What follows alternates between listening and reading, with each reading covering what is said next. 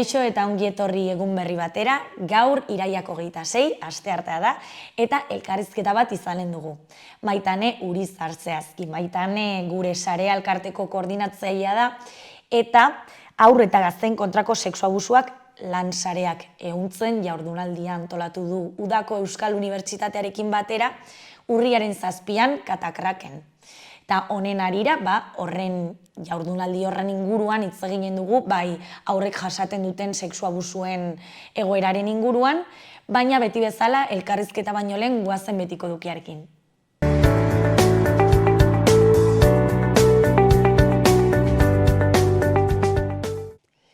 Goazen orain gaurko efemeridekin. Gaurko egun batean, baina 1830ean, Belgikak independentzia lortu zuen Holandarekiko. Urte batzuk geroago, baina 1960ean, Amerikar Estatu Batuetako Chicagon historian egindako telebistako lehen debatea izan zen, Richard Nixon eta John Kennedy presidente nahien artean. Egun berean, baina 1963ean, Frantziako Concorde hegazkinak Atlantikoa zeharkatu zuen eskalarik gabe, oraingoz ezagutzen zen denbora motzenean. Eta bukatzeko, 1984ean, Txina eta Erresuma Batuak adostasuna lortu zuten. 1977an Hong Kong Erresuma Batuaren eskuetatik Txinaren eskuetara pasatuko da. Ikusiko dugu aste honetako agenda. Asteartean, harresiak eta ziudadela ezagutzeko ibilbide gidatua. Udalak eta Nafar Ateneoak hilabete honetan euskarazko bi ibilbide gidatu proposatzen dituzte irailaren 19an eta 26an Iruñeko harresiak ezagutzeko. Bisitak arratsaldeko 5:00 izango dira eta doakoa izango dira. Xabier Mangadok gidatuko ditu. Asteazkenean, Itzaztanak tailerra. Bakea eta bizikidetza lantzen duten liburutegiak programaren barne, Itzaztanak ahoz gozatzen duten hitz laztanen tailerra eskainiko dute, arratsaldeko 5:00 Erronkariko liburutegi publikoan.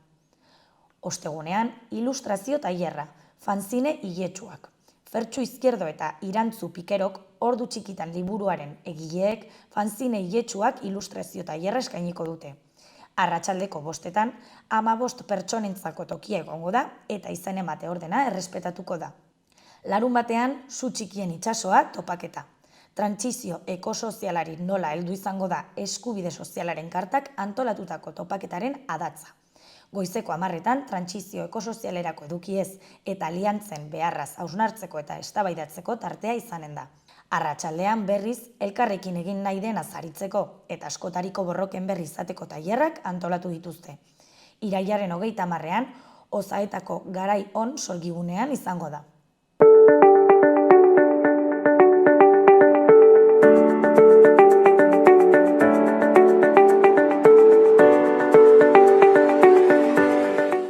Ikus dezagun gaurko egunkarieko azalek zer dioten.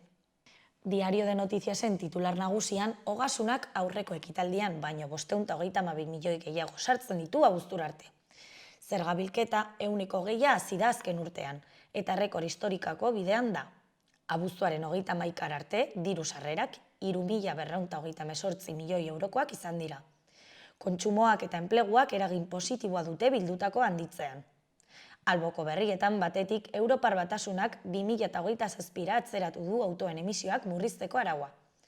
Bestetik, udazkeneko fruta eta barazkiak 10% igo dira 2022aren aldean. Argazki nagusian, pertsona batzuk liburuak begiratzen ari dira Gazteluko plazan jarritako postuetako batean. Izenburuan, Letrek Gazteluko plaza hartzen dute. Liburu zaharren 40. azoka izango da datorren igandera arte. Eskuineko berrietan batetik Feijok porrotara kondenatutako inbestidura bati ekingo dio gaur. UPNek PPren eta Voxen sumin estrategiari amaiera eman dio Madrilen. Bestetik, Irabia eta Elredin lehen hezkuntzan diru publikoaren ez finantzatzea babestu du auzitegi nagusiak. Bukatzeko, Iruñak hautsi egin du Belosoko errailerako gobernuarekin zuen hitzarmena. 4,7 milioi euroko laguntza galtzen ezakeen obra urtera amaitu baino lehen esleitzen ez bada. Diario de Navarrako titular nagusian, pornografia gazteen mendekotasun nagusietako bat da dagoeneko. Adituek Iruñean diotenez, lehen sarbidea 8 urterekin ere ematen da. Bean, Feijok ia ezinezkoa den inbestidura saioa hasiko du gaur. PPko buruak estatuko itunak eskaini nahi dizkio Sánchezi, eta sozialisten kontzientziari dei egingo dio. Jarraian, Huertas Mayorrengatik kereila jarri zuenak dio legez jokatu zuela. 255.000 euro bidegabe jabetzeagatik salatu dute. Eskuinean, Iruñeko Belosoko aldapako bidegorria geldituta. Argazki nagusian, Carlota Ziganda, Europa atxiki zuen Solemkupeko kristalezko garaikurrarekin. Titularrean golfistaren hitzak. Kosta egiten zait, hau guztia benetakoa dela pentsatzea. Solimeko izar nafarrak mundu osoan eragina izan duen balentria ekarri du gogora.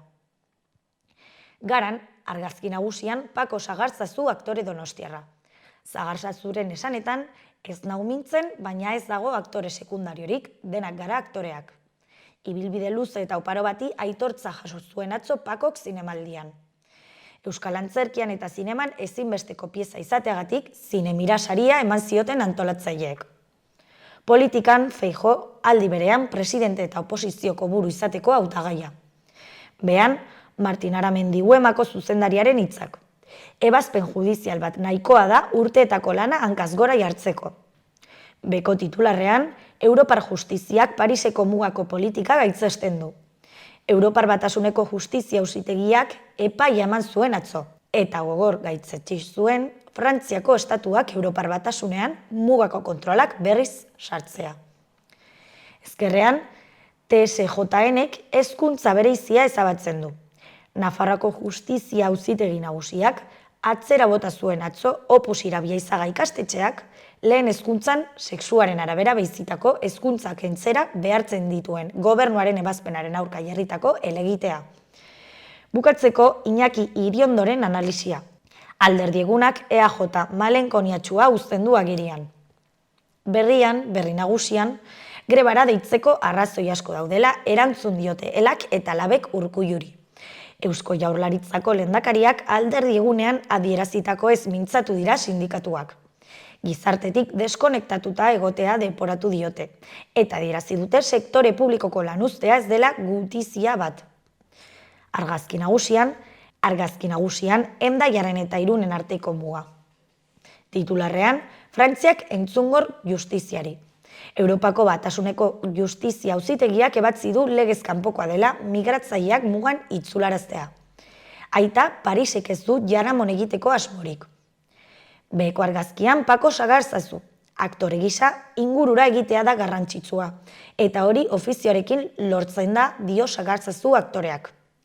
Ezkerreko berrietan, batetik, osasun sistema publikoaren aldeko manifestazioak antolatu dituzte azaroaren 11-erako. Herri plataformek Bilbon, Gasteizen eta Donostian egin dituzte deialdiak, privatizazio asmoen aurka egiteko eskatu diete herritarrei. Bestetik, hautesle handiek Espainiak, Brison eta Sainpe aukeratu dituzte berriro Frantziako senatari. Jarraian, Urkulluk estatuaren izaera askotarikoa egokitzeko eskatu dio justizia sistemari. Amaitzeko Euskal Herria Irratiko berri nagusian, herri pagaina auzorako oinarrizko zerbitzuak eskatzen dituzte bizilagunek. Hezkuntza, osasun zerbitzuak edota kiroldegiak udal batek baino gehiagok eskaintzen dizkie. Uharte, Burlata, Egoesibar eta Iruñeko udalen artean dituzte banatuak. Egoera bideratu eta oinarrizko zerbitzuak auzoan bertan ziurta ditzatela eskatzen ari dira herritarrak. Beste berrian, Ibarrolak Belosoko erraiaren hitzarmena hautsi du. Iruñeko udalak eta Nafarroko gobernuak adosturik zuten proiektua kolokan dago. Lanak abenduaren 31 baino lehen esleitu behar baitira Europatik 4,7 milioi euroko laguntza jaso ahal izateko. Bukatzeko Edurne Kotx, sexu abusuen gaiari heltzeko garaia badela uste dugu. Haur eta gazteen kontrako sexu abusuak sareak ehuntzen izenburupean UEUk eta gure sareak elkarteak jaurdunaldia antolatu dute datorren urriaren 7-erako Katakraken. Gaurko eta biharko eguraldia ikus ditzagun. Gaur hodeiak ugarituko dira. Giro eguzkitsua nagusituko da orokorrean. Baina tarteka zerua xuriska ikusiko da erdi mailako hodeiekin eta goi hodeiekin. Horrez gain, goizean haizeak mendebal ipar-mendebaldera egingo du, eta arratsaldean baliteke behe hodeien tarte hodeitsuak izatea kantauri isurialdeko zenbait lekutan. Temperatura maksimoak apur bat jaitsi egingo dira, baina balio suabeekin jarraituko dugu. Giro eguzkitsua asteazkenean, oskarbi egongo da ordu askotan, nahiz eta goi hodei batzuk agertu. Temperaturak berriro ere gora egingo du. Eta balio altuenak 25 eta 30 gradu artekoak izango dira, batez ere Kantauri isurialdean. Haizea ulibiliko da, goizean hegoaldekoa eta arratsaldean ipar-mendebaldekoa.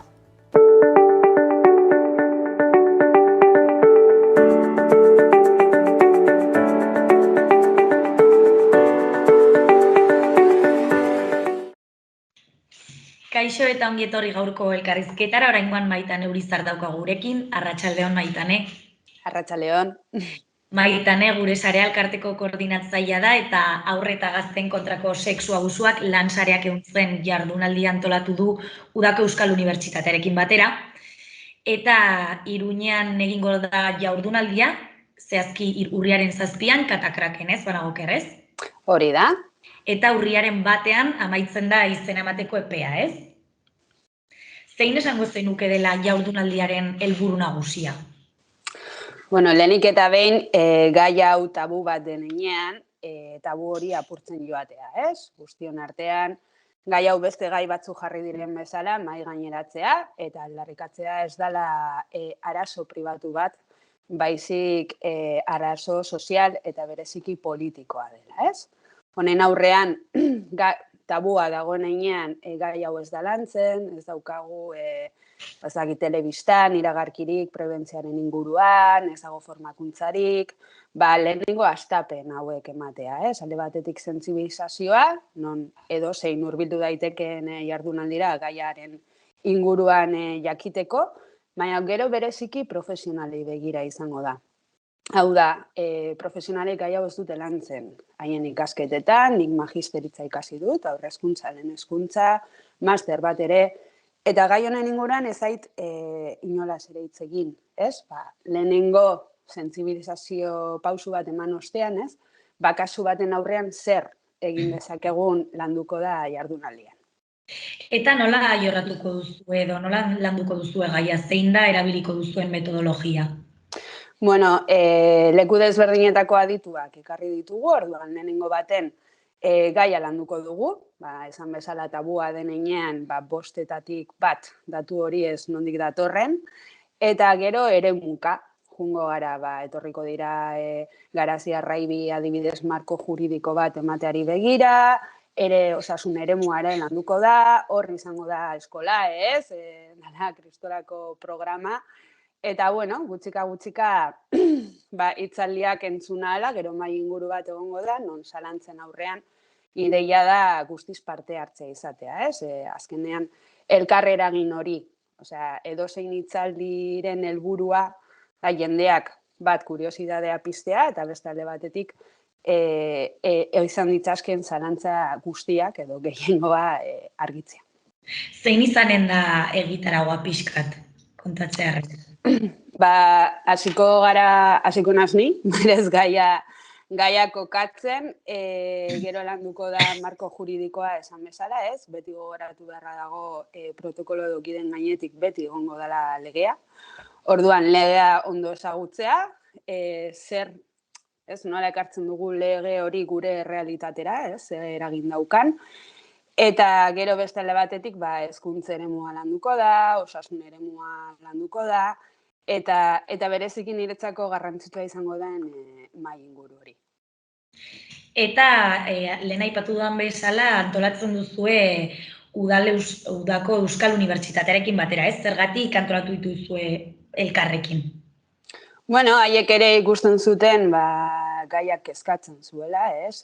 Formakuntzetatik haratago, zeo zer, ez dakit nola esan, ikusgarriago edo sozialagoa, ez? Egin barzala jardunaldi batzuk. Eta gero, hasten zara gaia apurbeta aztertzen eta konturatzen zara euskeraz ezagola ezebez. Nik irakurtzen ditudan ikerketa guztiak gaztelaniaz dira, material guztiak orokorrean gaztelaniaz dira, naizera gure herritarren gehiengoa euskalduna den, ez? Orduan, ze garrantzi zeukan, lehenengo aldiz euskarazko jardunaldi bat antolatzea, eta berez, igual, erratu naiteke, baina uste dut ezetz dira Euskal Herriko euskarazko lehenengo jardunaldiak gaiarekiko. Eta badakit askok dakigula zer den gure sare elkartea, baina horrela laburki azalduta zer da gure sare elkartea? Zer egiten du? Bueno, gure zarea berez elkarte baino sare bat da. Hor elkartu ginen unibertsitate eremuko profesionalak, eremu guztietako profesionalak, osasun eremukoak, hezkuntzakoak, gizarte zerbitzutakoak, eta kezka hau piztu zitzaigun, ez? Azkenean hasten zara zure egunerokoan eta kasuak hartatzen hasten zarenean konturatzen zara ez dagoela zer. Badeko guz, genero violentziarako hainbat gida, emakume helduen kontrako sexu erasoen inguruan, ja ez gidak, baizik mailak, lan mailak daude gaur egun ezarriak, baina gai hau tabu izaten jarraitzen du. Egia esan azkenen urtetatik ona eman dira aurrera pausu itzelak, hor nire ustez argi azaltzen da euskal gizarteak baduela nahi bat, gai hau lantzari begira, baina dena dago egiteko, oraindik. Orduan, kezka horren aurrean elkartu ginen, ez gara asistentzia elkarte bat, ez dira biktimak hartatzen ditune elkarte bat, baina bai ikusi genuen helburu argi bat eta oso garrantzitsua dela formakuntza lantzea, sentsibilizaziotik haratago formakuntza lantzea eta saltzea kasu baten aurrean zer. Hori dela nire ustez, gai honekin profesionalik daukagun lehenengo kezka. Oso gai gogorra da, oso ondorio larriak izan ditzazke, prebalentzia izugarria da, ados, baina gero zer, ez? Eta hori da gure helburu nagusia azkenean. Lehen aipatu zu datu bat, 13 urtetik berako 5 horretatik batek jasatzen dula sexu abusuak. Zelako datua da hau? Bueno, da, berez, 5etatik bat datua oinarritzen da ikerketa batetan, ez? Horri ikerketaren izenburuan ikusten da zenolako sinesgarritasun faltan daukan datu horrek gure gizartean, eta 1 de cada 5, Noemi Peredarena da metanalisi bat, non hartzen dituen hainbat ikerketa, biltzen dituen, eta erakusten duen datu hori erreala dela, ez? Eta are gehiago, 5etatik bat dela biztanleri orokorrari dagokion datu bat. Hau da, gero eta zaurgarritasun maila gehiago izan, adibidez desgaitasuna duten aurrek, edo harreratzeetan bizi diren aurreak, eta bar, prebalentzia datu hori nabarmenki igotzen da.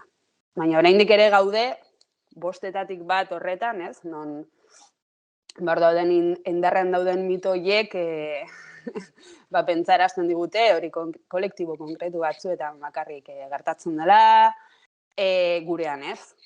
Hori pentsatu ezina da. Azkenean, aztertzen hasten zarenean uste faltzu guzti horiek konturatzen zara direla genero violentziakin zeuden mito ia berdinak.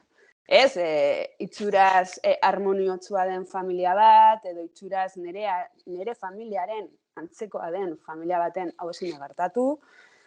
Eta azten zara, erasotzaileak soroak dira uste faltzu batzuk, genero violentziekin ja landu ditugun eta gero eta gehiago sozializatua dago, ez dagoela sororik hemen, ez dira la munstruak, ez dira munstro berde horiek, ez dira, badira ere, gauean erasotzen dizuten horiek, ez ezagun horiek, baina azkenean, bai historikoki eta bai gaur egun ere, emakume eta aurrentzako arrisku testu inguru larriena etxea da.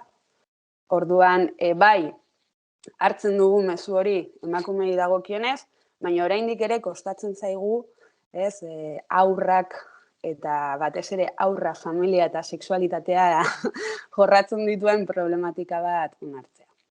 Badaude jarraitzen diren patroi batzuk edo beti errepikatzen diren patroi batzuk?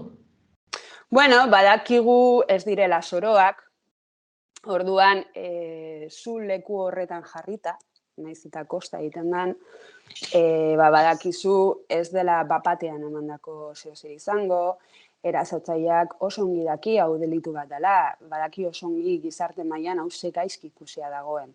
Orduan, oso metodikoa izango da, oso ondo pentsatuko ditu pausu bakoitza, eta are gehiago, bapatean edo eraso sexual puntualekin harremana daukan eraso horietik oso aldenduta, harreman gehiago dauka genero violentziakin ematen den kaptazio prozesuarekin, ez? Azkenean nik beti jartzen dut adibide bera, noiz hasten da genero violentzia. Lehenengo plastikoa ematen dionean, edo bere testu inguru segurutik aldentzen hasten denean, ez? Ba, honek ere, azkenean ezaugarri horiek ditu. Umearen gana joango nahi zuzenean, edo lehenengo bere testu inguru segurua landuko dut. Argi dago, nork usten ditu bere umeak ez ezagunekin. Ez? Ba, lehenengo testu ingurua. Gero, izango da oso progresiboa. Biktima askori asko kostatzen zaie identifikatzea noiz hasten den sexu abusu bera, ez? Genero violentziakin bezala, noiz hasi zen genero violentzia egoera. Lehenengo irainarekin, ez, asko sarinago. Ba, honekin ere. Eta azkenean gainera, helduko da momentu bat, non erasotzaileak lortuko duen ez bakarrik umeak bera ikusi nahi izatea, edo incluso maitatzea, ez? Baizik, biktima sentiaraziko du dela abusuaren erantzule. Bera bezain erantzule. Orduan, nola kontatuko digu biktimak, ez? Abusuaren erantzule. Sentitzen bada, honek ekartzen duen kulpa eta lotsa izugarriarekin. Hori ikusten dugu ja, ez direla zoroak, ez dela gauza puntual bat izan, ez? Askotan, familia askok pentsatu nahi dute, droga kontsumo altu batengatik, edo estres maila altuagatik eman den gertaera bat izan dela. Baina hori, nik orain arte ez dut kasu bat ere ezagutu hola izan dena. Beti izan da progresiboa eta orokorrean detektatzen denerako kronikoa izan da. Eta normalean erasotzaileak badaude familia barruan edo familiatik kanpo. Orokorrean familiakoak izaten dira, esan bezala, etxea da emakume eta haurrentzako arrisku testu ingururik handiena. Badira, etxetik kanpo edo familiaz kanpo ematen diren erasoak, ez? Oihartzun izugarria izaten ari dira, medios de komunikazioetan esaten dana, ez? Irakasleengatik emanako sexu erasoak, elizangatik, ez? Eliz eremutik emandako sexu erasoak, baina hoien sentsibilizazioak gehien bat gainera etorri da biktima hoiengatik. Osea, biktima horiek hartu dutelako gaia eta mahai gaineratu dutelako. Berez ez da babes instituzional bat eman non gaia landu den eta hori ikusten dugu zein diren eraso gehienak, ez? Azkenean, askoz errazagoa egiten zaigu gizarte mailan erasotzailea, entrenatzaile horretan kokatzea gure familian baino. Ez? Inork ez du entzun nahi, hau familia normaletan gertatzen dela, hau gurea bezalako familietan gertatzen dela, eta beraz gurean ere gertatu daitekeela. Eta badaude salaketak, ze hain tabu denez eta ez denez honen inguruan hitz egiten, nola salatzen du pertsona batek, ez? Bueno, pertsona batek zaila dauka. Hori argi esan behar dugu. Ze, esan bezala, emakume helduen sexu erasoei dagokienez, baditugu gidak, genero violentzian, konfinamenduan ikusi izan, zegoen seinu bat, menzu farmarizera joatean, laguntza eskasi nezaken, baina hori etzan egin aurrekin, adibidez. Eta irakasleek bideo bilerak zituzten aur horiekin. Eta etzan ez da erraminta bat eskaini kontu honekin, ez? Orduan, salatu egin behar da, ni salaketaren aldekoa naiz eta badakidean ze gertatzen den salaketa ostean, baina ez da erraza, ez nora jun jakitea, ez da topatzea behin salatzera zoazela, pertsona batekin, non badakien zer egin behar dan, ze pauso eman behar diren, eta bar, ez. Eta horrelako formakuntzak badaude, jakiteko nora joan behar den, zer egin behar den eta holan, honetaz aparte? Nik berez ez ditut ezagutu. EAen bai hasi gara unibertsitatekoa dauka barne formakuntza bat, irakasle eta langileentzako, hezkuntza departamentuak ematen dituen barne formakuntzetan ere gaur egun badago ikastaro bat, baina badago ikastaro bat urtean behin egiten dana 40 plazarekin. Eta behitu zenolako eremua den hezkuntza eremua, zenbat profesional dauden, ez? Azkenean, zaila da, hemendik hona 10 urtetatik hona ni formatzen hasi nintzenean, ni estatuko hiri desberdinetara joaten nintzen formatzera, Madrilera, Bartzelonara, Malagara, Castellonera, zeuden esan gaia hitz egiten. Eta are gutxi hau, babesgabetasun eremutik at zeuden kasuentzako.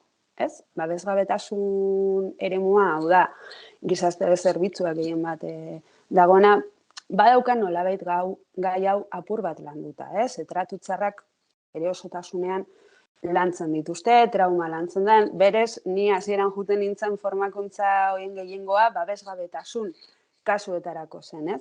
Baina hori ikusten genuen guk falta, esan nahi dut. Save the Childrenek 2017 argitaratutako txostenean esaten badu, 3 ametatik bat, ja ez duela babesten, baizik salatu egiten duela, 3 ametatik 2 barkatu.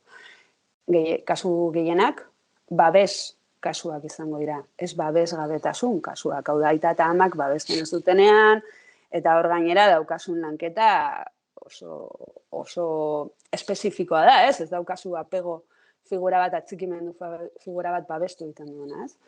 Eta falta horren aurrean, hasi ginen gu lantzen, baina egia da oraindik ere kostatzen dela olako formakuntzak topatzea eta euskeraz, vamos, ez da pentsatu ere.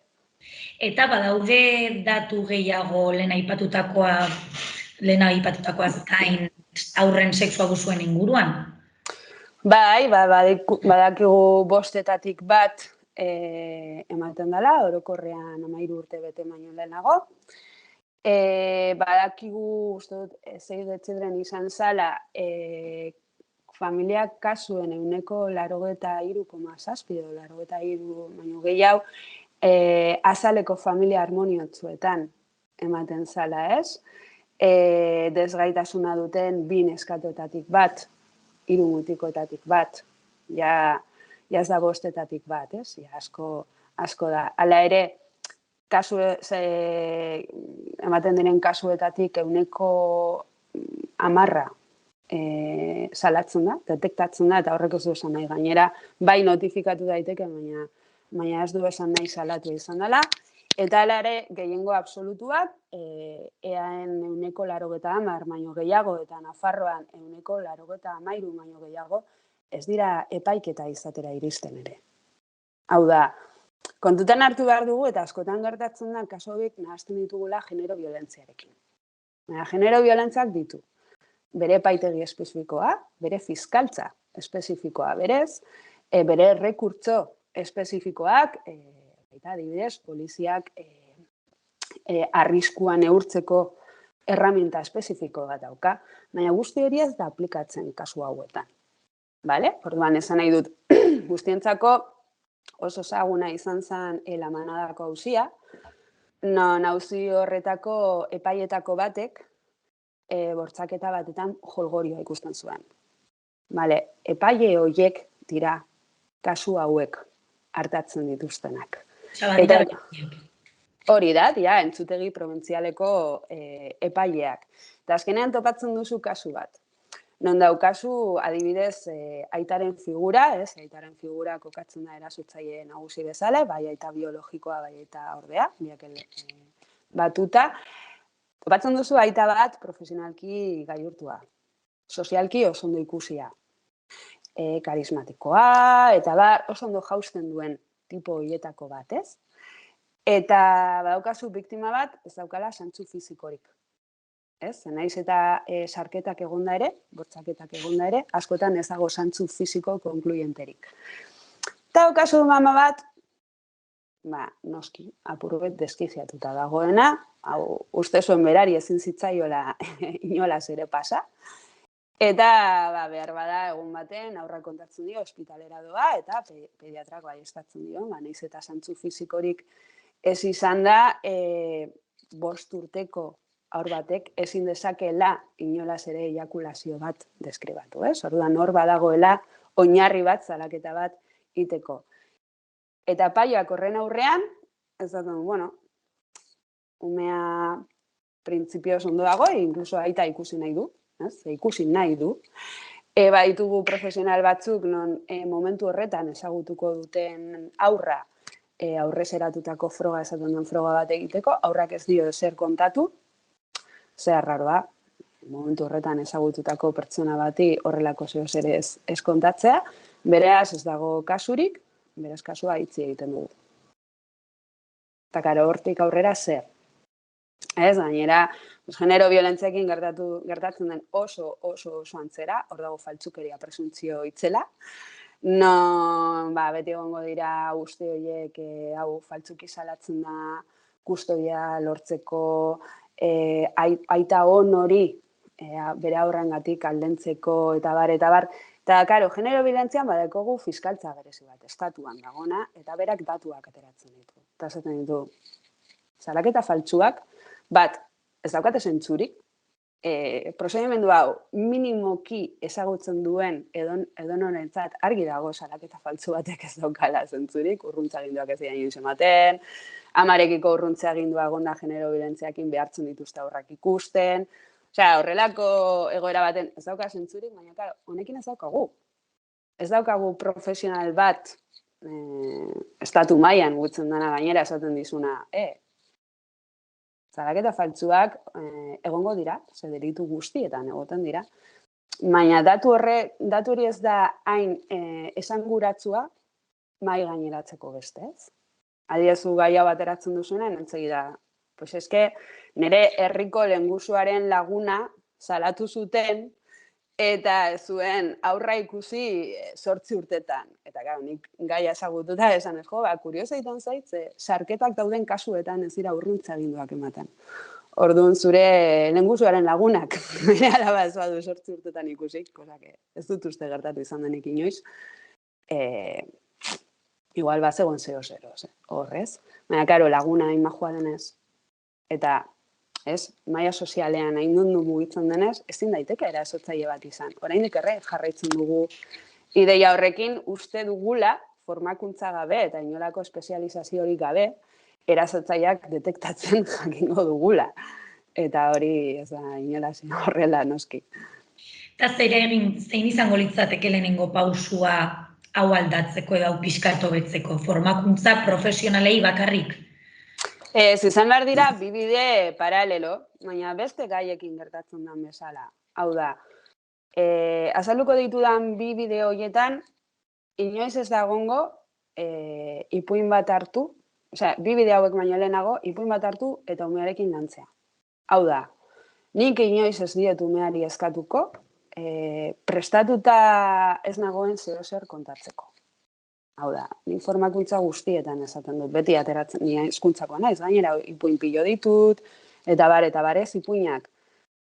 Nik beti botatzen ditu galdera berdinak. Zuk badakizu biktima kontatzen badizu, nola reakzionatu behar duzun?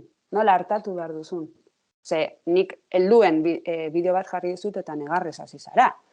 Imaginatu, 5 urteko haur bat, non konnotazio sexuala ez du lertzen, eta ari da patruiak aninaz hitz egiten, eta jarraian ari da bere osabak egiten dion bortxaketa bat kontatzen.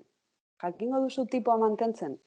Badakizu hori entzun ostean zein behar duzun, ze profesionalen gana joan behar zaran, badakizu ia zure eremuan protokola dagoen? Hori hasteko, ez dut esango ja lan duzun, badakizu dagoen? Orduan, nik beti esango dut, badaude bideak, badaude, baina umeak beti azkenak. Beti azkenak. Kasu hauek oso konplexuak dira, maila juridiko instituzionala eta tamalgarria da. Aurren interes gorenarekin haua betetzen zaigun aldi berean violentzia instituzional itzela dago kasu hauekiko. Orduan, nik plantatzen ditut bi bide. Bata da profesionalen espezializazioa, argi dago, beste gai batzuetan izugarri espezializatzen gaituzte, orduan profesionalena, eta gero gizarte eremua, ez? Azkenean,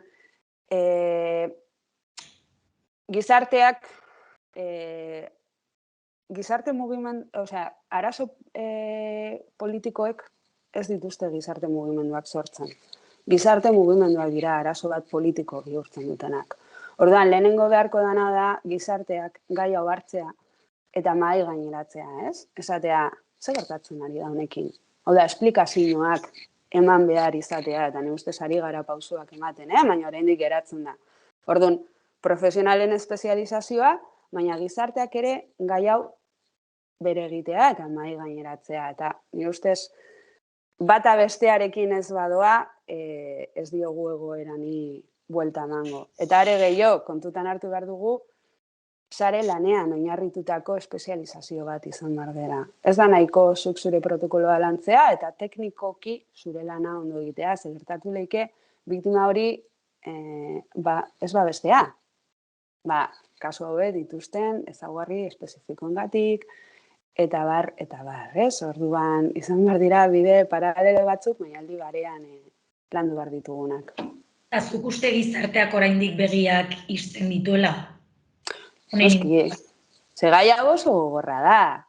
Nik ulertzen dut, topatzen ditut profesionalak eskaintzen diezu formakuntza, eta esaten dizute, nire hau oso gogorra egiten zait, eta ni aurrezkuntzakoa naiz, eta esaten du, zuek ze uste zenuen zela aurrezkuntza. Ez? Txalo pintzalo, horriak margostu, eta hau ere. Orduan, ez duzu landu nahi, jorratzen ditulako, hau peredak esaten du askotan, gure gizartearen 3 zutabe. Dala, haurtzaroa, familia eta sexualitatea. Ez? Ari gara lantzen, eta hala ere, hasi gara, apaiz hoiekin, irakasle hoiekin, entrenatzaile hoiekin, kasu guztien 100% ez diren kasu hoiekin.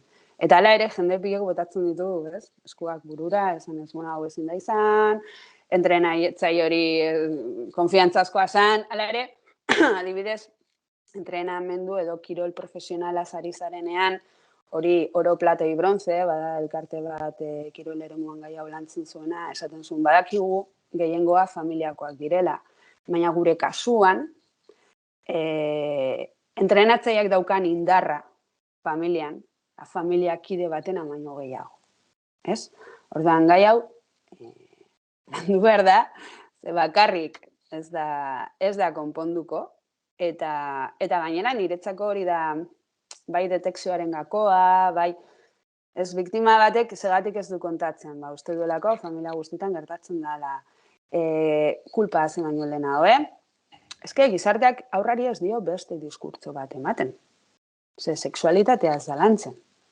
Nik hezkuntzako 2 graduak ditut, eta ez da sexualitatea landu behin ere ez. Adibidez, orain legeak agintzen digu, hezkuntza sexoafektiboa landu behar da. Eta nik askotan irakurri da barre egiten dut.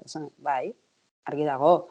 Baina legez agintzen zaigun zeo zer bada, nire kurrikulumean egon behar da. Hau karreretan landu behar da, hau klasean landu behar da. Oraindik ere, aurrezkuntzan entzuten zenituen irakasleak uste zutena hau ezala landu behar.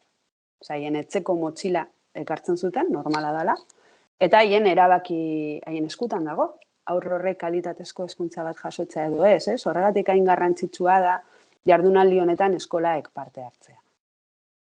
Nola aurreikusten duzu formakuntza hau, jardunaldi hau? Bueno, oso interesgarri, hor badaukagu betiko arazo bat, dela euskara gaitasuna. Baina, bai, izugarri nabaritzen da. Baina, bueno, nik ondo ikusten dut, oso interesgarri bezala, eta batez ere, nik horrelako jardunaldiak eta formakuntzak beti ikusten ditut lan sareak eraikitzeko oinarri.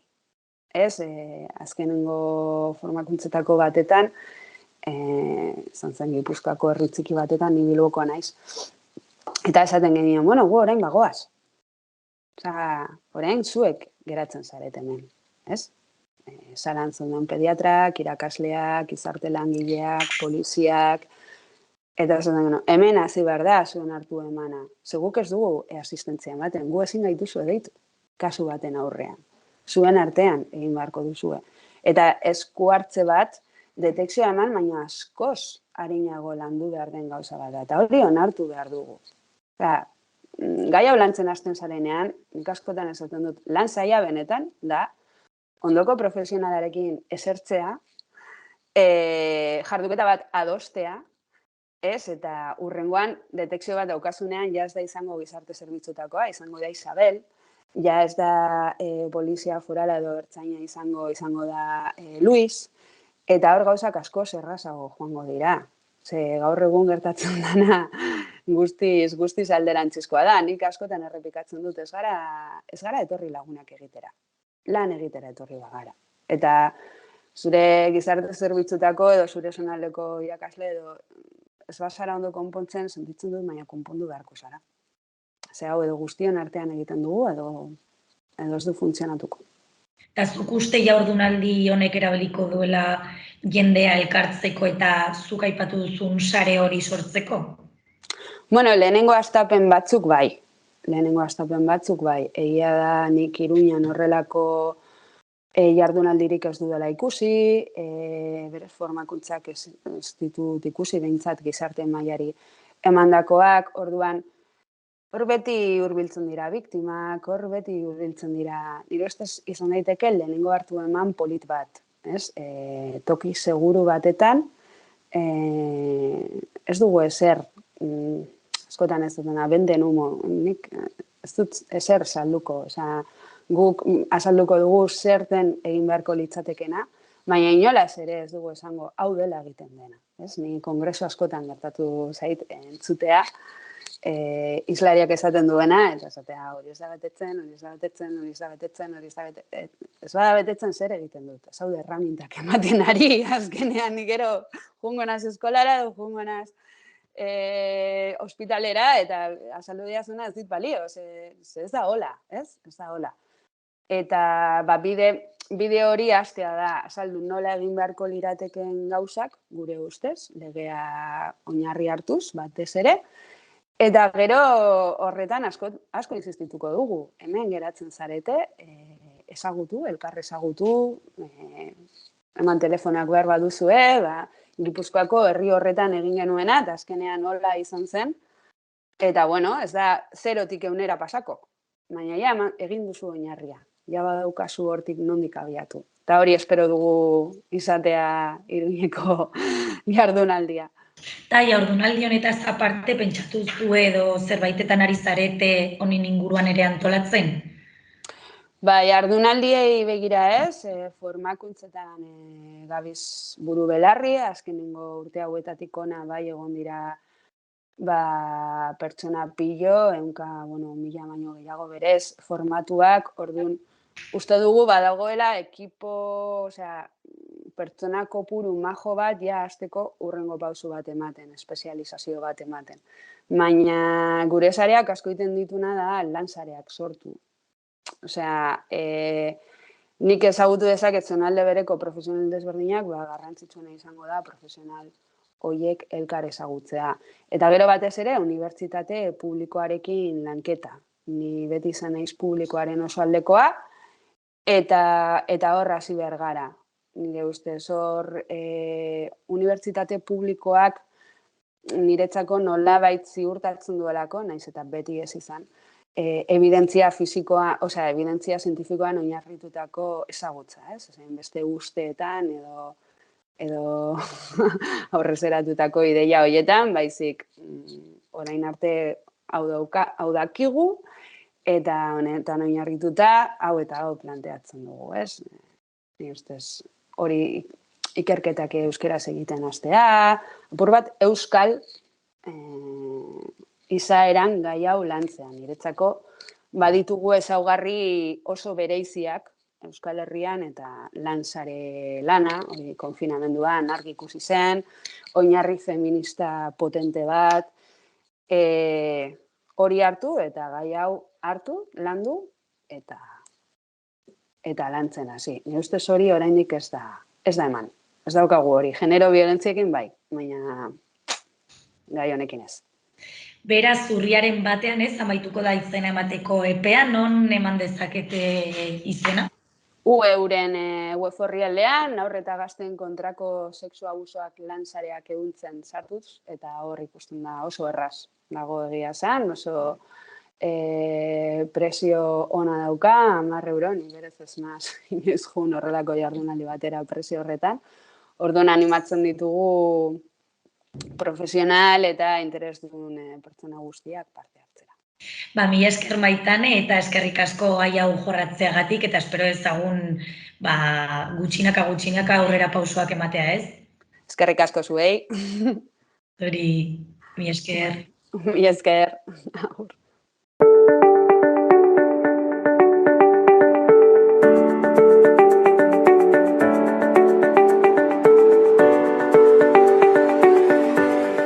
Iruñeko azken albisteak ikus ditzagun. Batetik LGTBI+ sentsibilizazio hitzaldiek, tailerrek elkarri laguntzeko taldeek eta topaketek osatzen dute udazken honetarako Arrotu programaren eskaintza. Jarduerak urriaren 5ean hasiko dira eta Arroturen egoitzan, Gregorio kalean eta Zibibox Kondestablen egingo dira.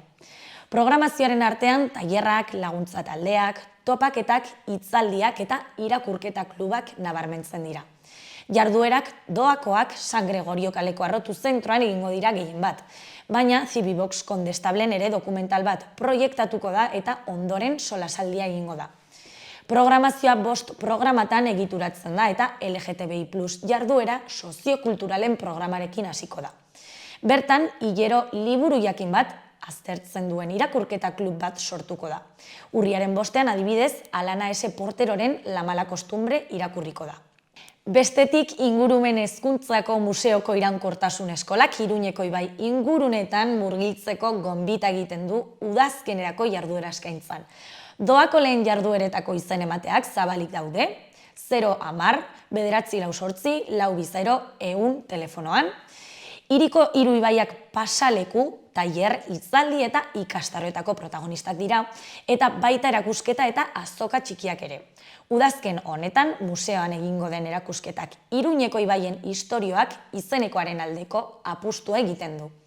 Argazki historikoen eta egungoen sorta bat da, ibai ibilgune, bertako biztanleei, ondare historiko arkitektonikoari eta ibaiak hiriarekin eta biztanleekin duen harremanari buruz gehiago jakiteko. Erakusketa honekin urriaren 3tik abenduaren 29ra ibaiak herritarrei hurbildu nahi zaizkie. Iruña eta hiriko naturgune nagusia egituratzeko ardatz gisa.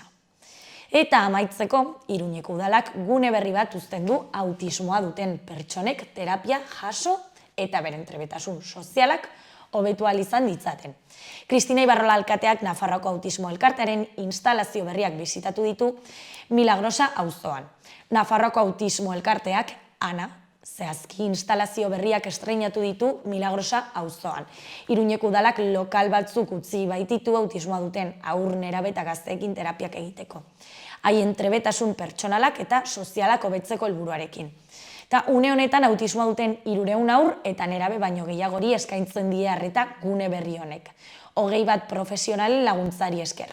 Besteak beste, psikologian, pedagogia, terapeutikoan, entzumenean, hizkuntzan eta logopedian adituak direnen artean.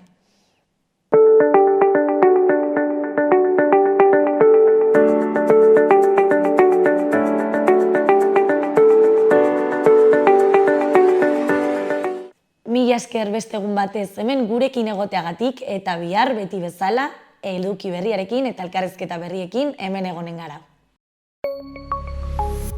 Gobierno de Navarra. Nafarroako gobernua.